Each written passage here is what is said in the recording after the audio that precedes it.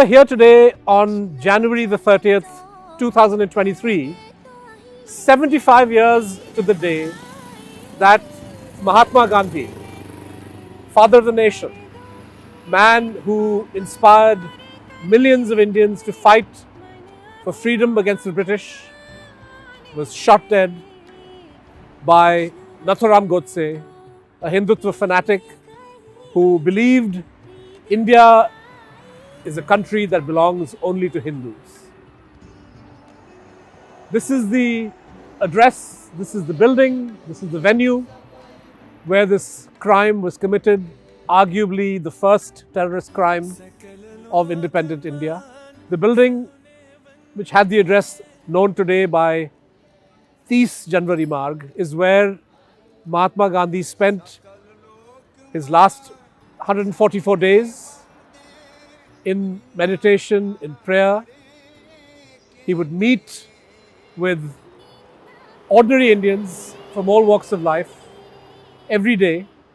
He would pray, and he was available and accessible to one and all, including, as it turned out, his assassins.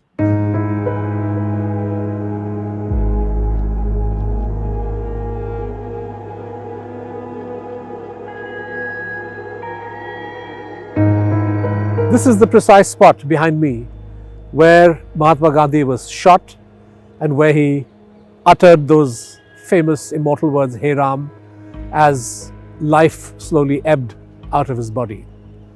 And of course, 75 years have passed since the day that he was shot dead, since the day that he was killed. But it is literally no exaggeration to say that in the India of today, in the India of 2023, Gandhi, his values, his beliefs are getting killed every day. That sounds like an exaggeration, that sounds like rhetoric or bombast, but I want to talk you through, in a brief manner, the precise ways in which we in India in 2023, 75 years after his assassination, persist in killing the Mahatma.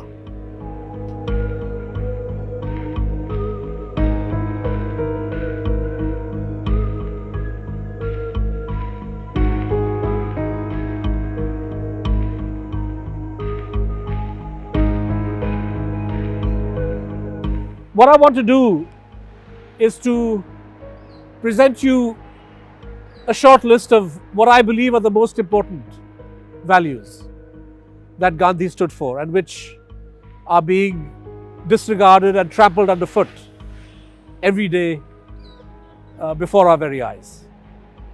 The first and most important value is Gandhi's belief that India is a country of all its people, and not just of its Hindu citizens. In Hind Swaraj, Gandhi wrote, "In no part of the world are one nationality and one religion synonymous terms, nor has it ever been so in India."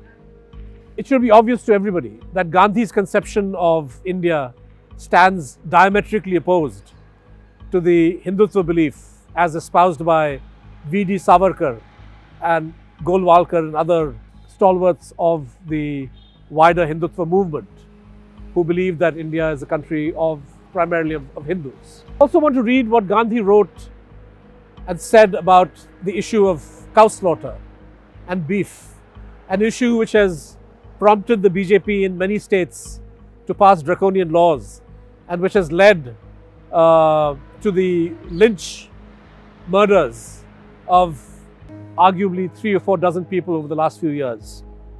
This is what Gandhiji said. "In India, no law can be made to ban cow slaughter.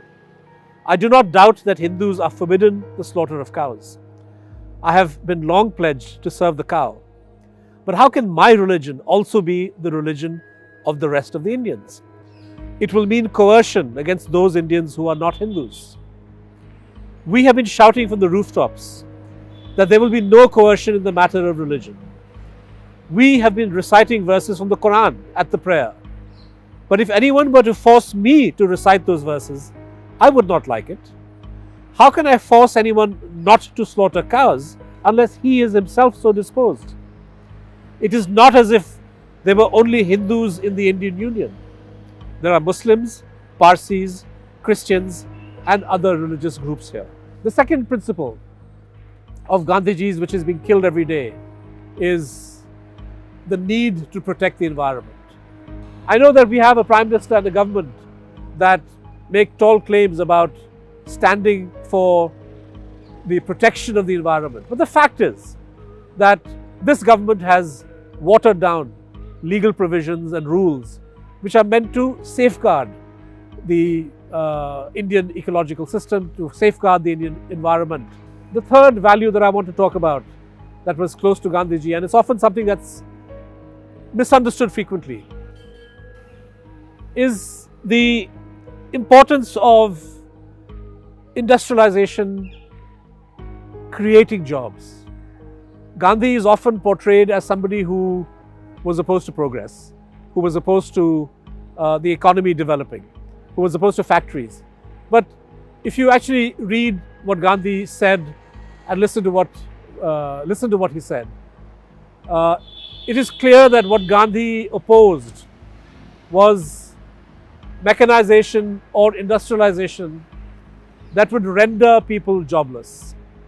And he stood for an economic policy, he stood for an industrial policy that would allow the country to gain the productivity benefits of mechanization, machinery, industrialization, without at the same time hurting the employment prospects of the mass of people. And sadly today, whether it's the slogan of Make in India or the production-linked incentives, various other schemes of the government, the fact is that what little growth we are seeing, and that's much less than what we had earlier, is coming with the creation of far fewer jobs than what the young people of this country need.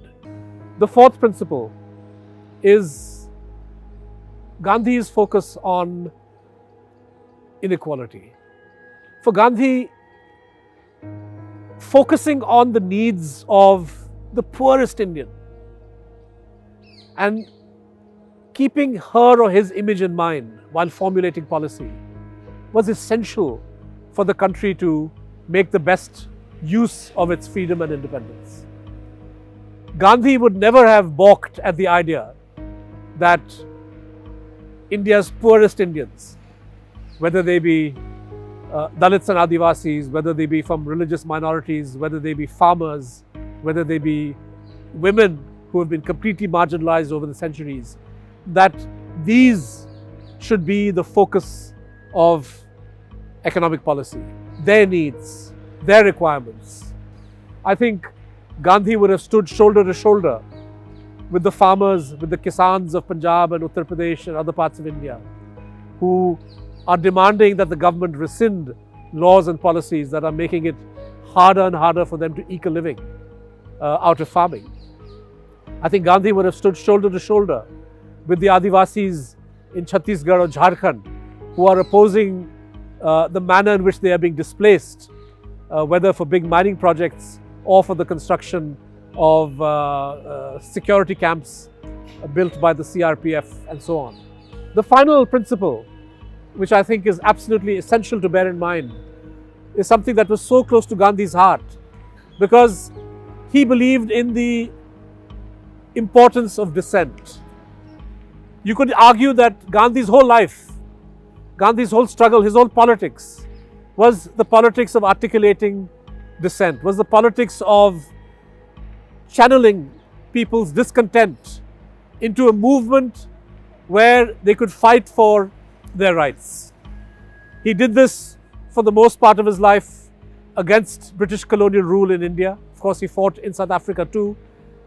He did not live very long in independent India, but the bulk of his struggle was against the British. And for him, no colonial law which restricted his right to say and do what he wanted, provided he was not inciting violence, would stand in the way of his doing the right thing.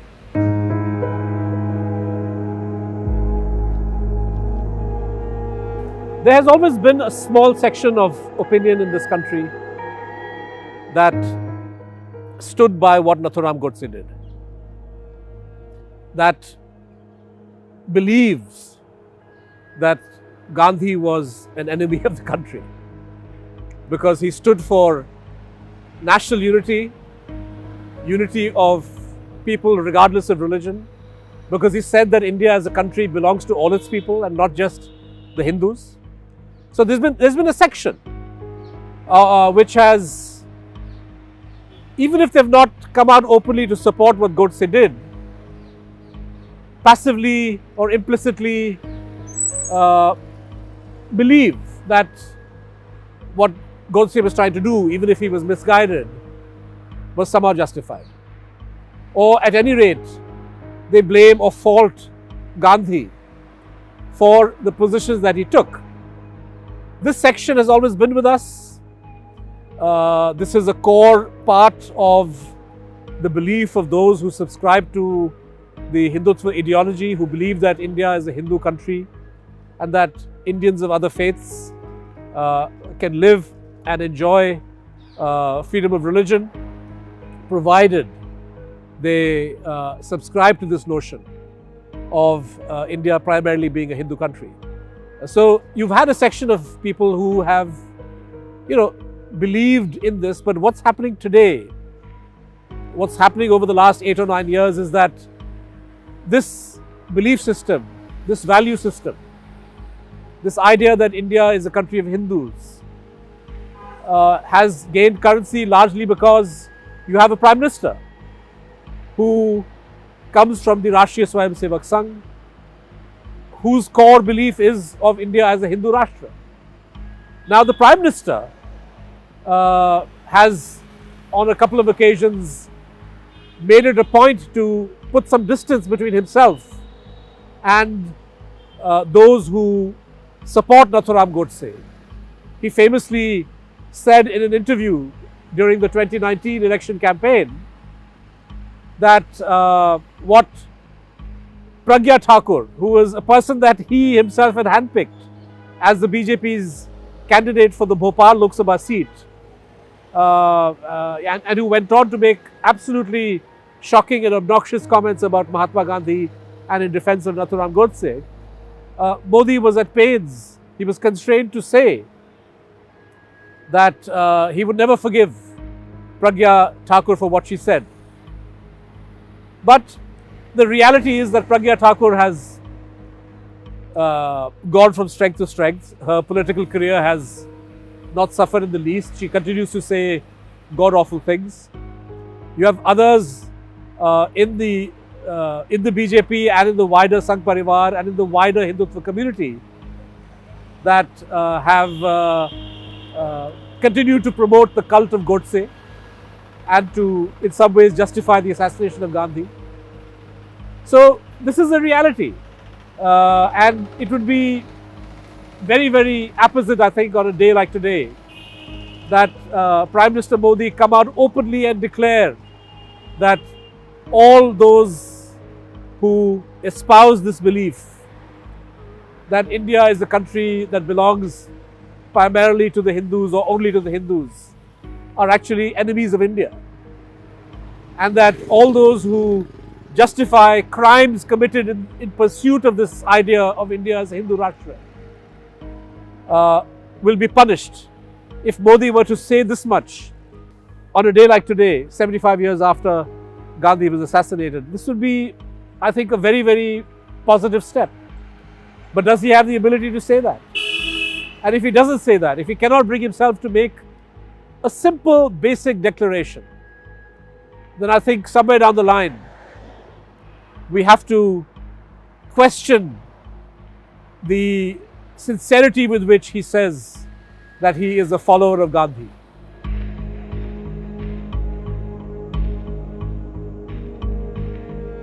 So it's been 75 years since Gandhiji was killed, and it's fair to ask, how will Mahatma Gandhi be remembered 5, 10 or 50 years from now?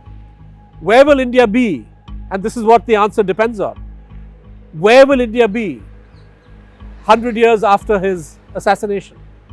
if on the 75th anniversary we are living through a situation where every value and belief that he held is being violated, is being devalued, and if we are not able to resist this, if we are not able to challenge this, if we are not able to stand up for the primacy of what Gandhi believed and what he stood for, then I think 25 years later, on the 100th anniversary of Gandhiji's assassination, my deepest, darkest fear, if we succumb today, is that it is Godse that will be remembered in some way, will be celebrated in this country, not Gandhi, not his values, not his memory, not his principles.